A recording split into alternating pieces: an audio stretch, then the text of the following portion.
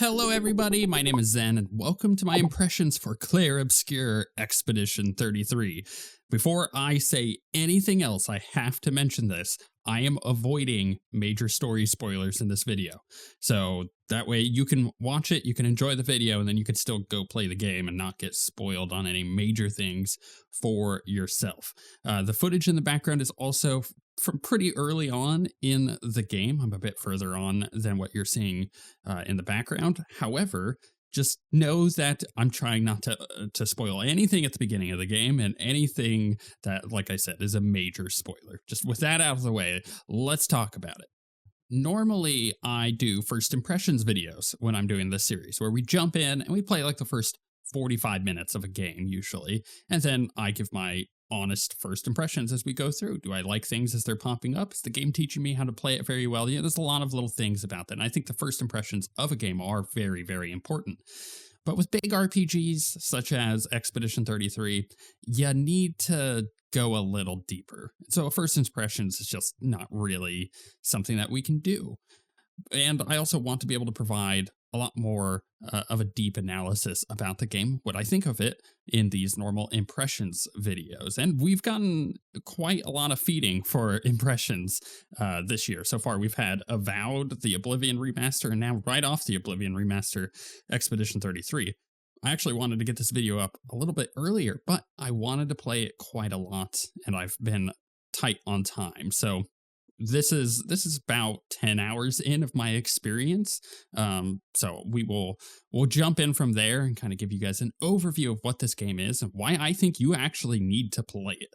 First things first, it is available on Game Pass. So if you have Game Pass on either PC or Xbox, you can go ahead and play this game with Game Pass, which is, again, the freaking greatest little deal in gaming, because you can go play the Oblivion remaster, you could go play Avowed, like we were talking about, and you can go play this, all with Game Pass right now, plus some other games coming out this year that are also very exciting.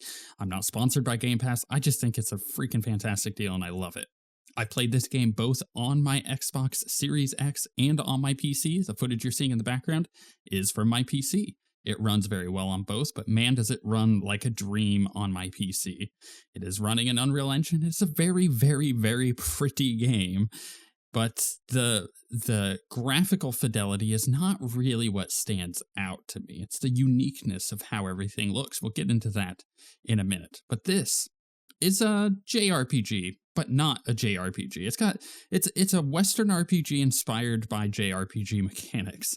You know what I'm talking about if you've ever played any games like Final Fantasy. It's got turn-based combat, right? It's got the little encounters that you jump into in the middle of roaming the world, and you do your turns based on an initiative order, and how quickly characters go determines like where they fall in that initiative order, and sometimes they can go before other characters double the amount of times because of how quick they are. This is pretty basic for JRPGs as it's concerned, at least more classic ones, and that's what this is taking inspiration from. In fact, the best analogy I have for what this game is, if someone was like, what is this game? And you've played a myriad of games over the years, I would tell you this is Super Mario RPG, which would sound crazy if you don't know what Super Mario RPG is.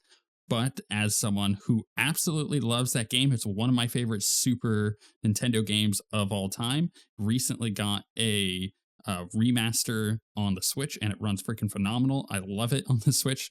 I've just blasted through that game as soon as it came out on the Switch.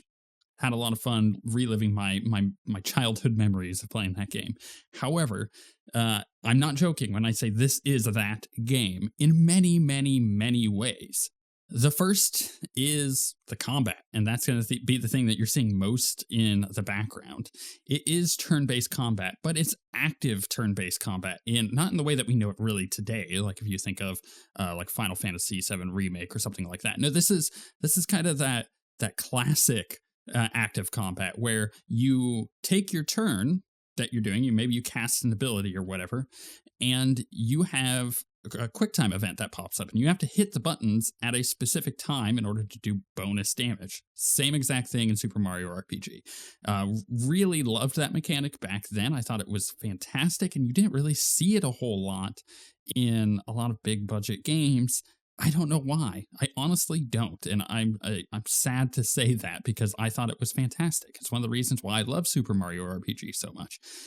But there's also the defense mechanic, another thing from Super Mario RPG, but in this, it is a little bit more deep. So when an enemy attacks you, you have the option to dodge, parry, or jump, which is another one. But they're all basically the same thing. And the way the mechanics work, there's a lot going on there, but just on the surface level, if something is about to attack you, it's charging up its attack. It's got its own little animation for each attack that it does. And most enemies will tell you kind of what they're doing. It's like it's going to do a fast attack or it's going to do a slow attack, right? So at the beginning of the game, you get a lot of that. It's kind of holding your hands and you're just trying to figure out specific enemy types because they all have their own little thing. It's kind of mixing a little bit of modern Dark Souls or Elden Ring in with it as well, based on like how the enemies are attacking and how they're animating. Again, Super Mario RPG did this already, but not to this degree, I would say. No, instead, this is far more precise. And I will say, if that immediately turns you off, if you're like, "Ooh, I'm not into that. I'm not into that like high skill cap, having to hit buttons at very specific times in order to dodge or attack," I'm gonna say this right off the bat. That's totally okay. You can put this game on the easiest mode, and it makes those margins way wider, and you will have a great time with it. It's the same thing I've told my wife. My wife saw me playing this, and she was like, "That looks so cool." And it does. Like it looks like a freaking rad game. It's dripping with style. But she was like, "Oh, I'm a little concerned about you saying that there's some pretty tight dodge timings or parry timings and stuff like that." And she was really put off by that. I was like, just play it on story mode. Trust me, it works just fine. And you can change the difficulty as you're playing. So if you're like, "Oh, it's too easy, I'm going to boost it up," or "Oh, it's too hard, I'm going to pull it back down." And I like that a lot. But yes, that is the crux of the thing. You're attacking enemies. You're doing the little quick time events that pop up. You're hitting A at specific times on your attacks to do bonus damage. You'll notice that as the button pops up for the A, in this case because I'm using an Xbox controller when I'm playing, there is a small little golden area of the triangle, and once the timer hits that, if you hit the button in it, that's when you get the perfect strikes. And then parry and dodge and jump and all that, they give you different bonuses based on a whole different things that you want to be dodging and parrying. You're not just going to be taking the damage, especially because a lot of things hit really hard. And it's definitely at the beginning of the game, you don't have a lot of ways to return a lot of that health. Thankfully, when you're out of combat and you're exploring the world, you will come across these little expedition flags that are on the ground. You go over, you chat with them, and guess what? They're bonfires from Elden Ring or Dark Souls and stuff like that. You can heal, or actually, another example, I guess, would be Jedi Survivor and Fallen Order. You go, you rest up.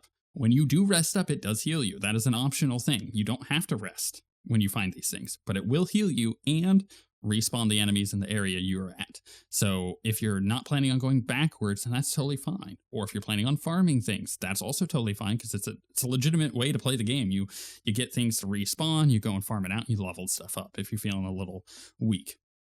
You don't really have to do that in my experience so far in the game. As long as you're just not avoiding all combat, then you're going to be pretty well on level with what they want you to do. But at these places, these little banners, you can level up, you can put skill points in, you can upgrade abilities. And the only other thing that I think is kind of unique to the system that I got to point out is a system called the Pictos, which is totally a made up thing that they're throwing in here. Maybe it's an art thing. It possibly is, because Clair Obscur is actually a painting thing that has to do with high contrast. I know this. I am a painter. I'm a commission painter. I paint miniatures. That's my main source of income, and I'm very successful at it. But that's just a term that I know. It's more for canvas painting generally. That's what you usually use that phrase for. However, in this case, they have a thing called Pictos. Again, I don't know if that's a painting thing or not. And it is the system in which you can buff certain things. So let's take a good example and rope in another mechanic here while we do it. During your turn, you have like a free aim thing you can do. You can take an action. You have certain action points, and abilities take more action points than a normal action. A normal attack will generate action points for you. And action points carry over between your turns, so whatever unused will retain to the next turn. But you could take a free aim to use one of those action points and just like shoot at something, which is actually kind of nice. You can look at the target, aim, and fire. And some enemies, most enemies, have some kind of weak point. Earlier in the video, you probably saw there were little mine guys. They have mines that are floating above them, like naval mines. And if you shoot them, it does bonus damage to all of them, which is kind of cool. But you can use that to shoot and whatever. It's an okay ability. But if you equip what is called a picto, which is a thing that will increase or alter one of your abilities or damages or something, you can equip that to your character. So let's say it increases that free aim damage by 50%, which is really nice because now you can use that free aim to really pop at people if you need to. If you're coming across a lot of enemies like the mine guys and you want to be able to blow those things up and do extra damage, yeah, you can absolutely do that. There's some enemies that are flying, and attacking them will often cause them to just dodge your attack because they're flying, so you have to shoot at them instead. So you may equip this picto to increase that damage, and when you've completed a certain amount of encounters with it, it will level up and give that bonus to your entire party, or unlock it for your entire party, even though it's equipped on one character. And I actually think that that's really cool. There's a lot of really cool combinations you can do with this picto system. It's a little overwhelming when you get later on and suddenly you have like a ton of these things to pick from. But overall, I think it's a really cool system, and it does ease you into it. Mostly. I think there is a point in the game. Maybe it just happened to me and it's not normal, but there is a point in the game in which it's just like, here's a bunch of them. And I was like, whoa, I haven't equipped these in like 30 minutes, and suddenly I have a bunch and now I have to read through them all. But just keep up to date with it as you're picking them up, and I don't think that overwhelming feeling will happen. But each character has skill points, which you're using to get new abilities, and those abilities combo with other characters. You can pair characters with each other to do more damage. You'll gain a party of characters. You'll have a certain amount that you can bring, but you'll have more than what you have as a total party amount. So you'll be swapping characters in if you want to and leveling them up. It's really cool. I like the way the skill system works. I don't want to get super in depth on how nitty gritty this system works, because I think that the skills and the pictos and even the attributes and how the weapons work and how you're leveling all that stuff up is so freaking cool. But you don't need to know all of that because it's going to overwhelm you, especially if you've never played the game, or if you're just like, your interest is piqued there, because the game does a fantastic job of easing you into it. And not just in the way that, you've got all these crazy RPG systems that you're having to learn, or these mechanics like the dodge and the precise timing attacks and whatnot. No, I'm also talking about how the story works, because you'll start this game, no spoilers here, you'll start this game, and there is a level of like, what exactly is going on? They do not explain anything to you. And that is very good. It is a very good thing for two reasons, in my opinion. Number one, the game doesn't need to explain anything to you. It assumes that you're smart enough to understand what it's trying to tell you just through basic dialogue. It is showing you, it is not telling you. And I think that is a very important thing, because it makes the beginning of the game, and actually the whole narrative, not boring. It is really, really well written. Dialogue is well written. It's incredibly voice acted. You've got like Ben Starr. You've got the actress who is Shadowheart in Baldur's Gate 3. Like, those two are the standouts for me so far. But there are some phenomenal voice actors and voice actresses in this game, and I freaking love them so far. It is so well acted. It is so well written, and it is so well presented. But once you get through the first like hour of the game, if you're taking your time, there will be a moment where you're like, oh, that is cool. It will grab you. If it doesn't grab you before that, it will definitely grab you once it gets to the title screen. Like, it does like a whole intro thing, and then it like hits the title screen on the the screen and it's like Expedition 33 and you're like, oh, now we're in, you know. It is so well presented in the intro that it keeps you intrigued enough that you're always wanting to figure out a little bit more of what's going on, to the point where it is only telling you what you need to know to get to the next thing and leaving some of that up to interpretation, and you'll figure that stuff out as you get through the game too. Like a lot of those questions that you have at the beginning of the game will definitely get answered. But man, I can't express enough about how good the intro is in every way of teaching you the game and introducing you to the story and the characters. I have no criticism of it at all. It's just good. It's just really good. And the cherry on top of all of that is the presentation in the graphics and the art style. This game is so French in a good way, in a really good way, because if you've ever been to France, you'll know what I'm talking about here. They do have a particular culture, and it's one that is fascinating, and I love it. Especially like I think in Paris is a great example of this. There's opulence and there is like magnificent architecture and presentation there in a way that is very confident, and they love that stuff. They love their style that they have, and that seeps through in the game in this cool like sci-fi fantasy setting that I can only just show you. Just look at the game and you'll understand what I'm talking about. Why is everybody so well dressed? I don't know, but it's freaking cool. Why is every single animation the coolest thing you've ever seen in a video game in this? I don't know, but it's really freaking cool. And everything from where they're taking their inspiration from, on the French aspect of it, because the development team, I believe, is based in France. And don't discount this. This is basically an indie team. It is being published by Xbox, but the team is like 30 people, and they've done a phenomenal job for what they have done. And I feel like I'm just gushing about the game because, and here's the crux of the whole video, I really, really, really want you to play this game. This is so good. It is so good, you guys. You have no idea. You just gotta go play it. Get yourself Game Pass. If you're like, I don't want to pay the $50 or whatever it is for the full game, just go get it on Game Pass and play it, because you will blast through the game, and suddenly your weekend will have passed, and you'll be like, wow, what just happened? I don't know, but it was an amazing experience getting through this amazing video game. It's like this year alone, we've already gotten so many good games.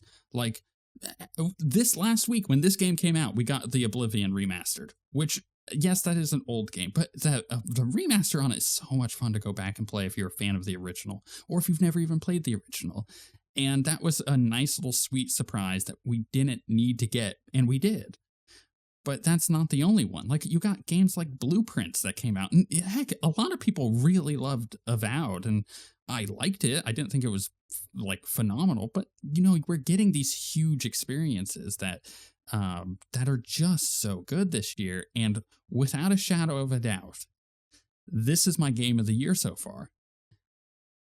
I actually am going to go out and say this will probably be my game of the year under one condition, and that is that Hades 2 does not technically release this year. Because Hades 2 is one of the best games I've ever played in my life. It is so good. And when that game releases, it will be my game of the year, period. I don't think anything can potentially beat that game.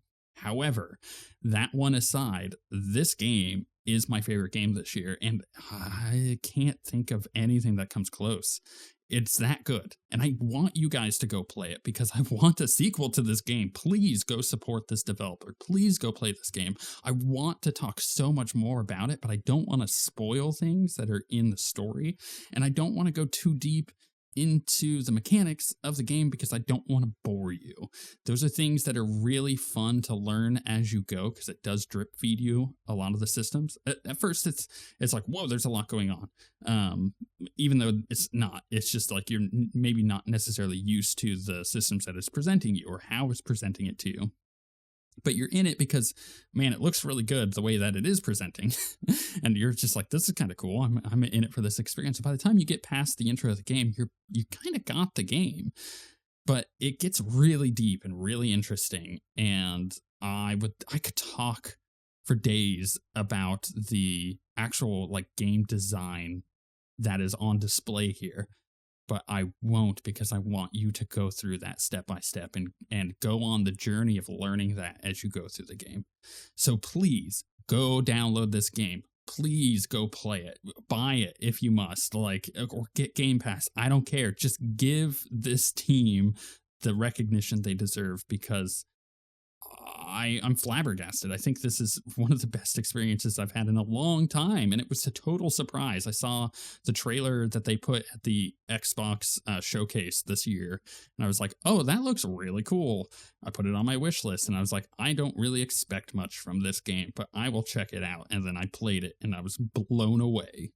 If you have played it and you're just watching this because you're like, someone else who has good taste, please let me know in the comments below what you think of it. Are you like as into this game as I am? Or is this just because I'm a huge Super Mario RPG fan? And the reason I keep saying Super Mario RPG and not Paper Mario is because Super Mario RPG became, it was before Paper Mario. Everybody knows that. But most people's jumping on point for that particular RPG series was Paper Mario. And I get it, but it wasn't the original, and I don't think it was as good. And if you liked this video, hit the like button, because it will share this video with more people. That's how YouTube works. And then we'll get more people to play this game, which means more people will be buying the game, which means we'll get a sequel. Definitely. And I can't wait for that sequel. Give it to me now. It is so good.